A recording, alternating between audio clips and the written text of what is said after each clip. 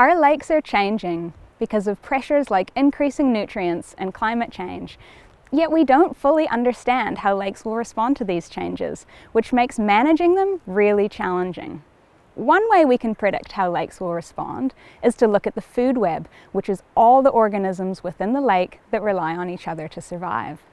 By observing the fish, the zooplankton they eat, and the phytoplankton at the base of the food web, we can start to understand how these organisms respond to change and if there's an impact higher up the food web.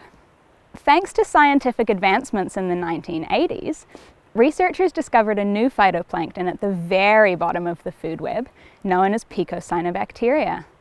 Trillions of them can be found in a single lake, telling us they form a crucial part of the food web, but we know very little about them and how they fit in. They're challenging to study because they're too small to see with a regular microscope. I was fascinated by these important microbes, so I set out to discover how important they are in lake ecosystems. I wanted to understand their diversity and distribution throughout Aotearoa and how they might be responding in our changing lake environments. Using environmental DNA techniques, I found that picocyanobacteria are present in most lakes around the country, from our healthiest to our most degraded lakes. I also found they were incredibly abundant. In one lake, I found 1 million picocyanobacterial cells in a single drop of lake water. They're also highly diverse.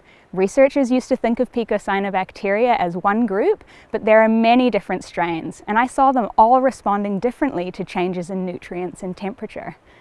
This suggests that picocyanobacteria could be useful indicators of environmental change.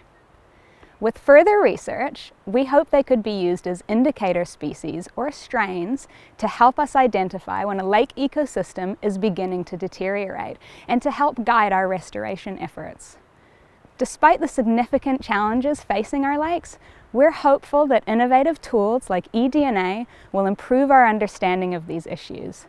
Developing a greater understanding of the role picocyanobacteria play can help us develop new solutions to start reversing the decline and revitalizing the health of our lakes.